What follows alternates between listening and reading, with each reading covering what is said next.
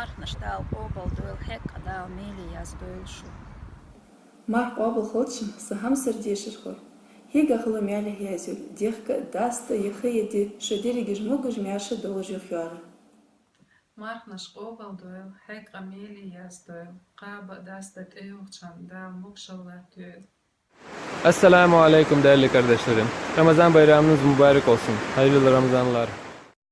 Nash qobal khulshu hegn qameli yazil yukhshira ishqaba dasta da mukshalal shun. Maqfal asdaq gardeq wada shu gandesh yans. Shuma nashdal qobal dul lain khalwa meli yazil. Yukhaba dasta muksh marshti tuwa. Hamsır noposti. Mah qabul dolçun.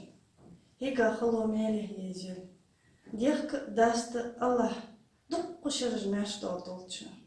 May Allah always guide you all throughout your journey in life. We wish this Ramadan will infuse you with courage that will help you be triumphant over the adversities of life. Ramadan Kareem. اللهم قبل dolçun.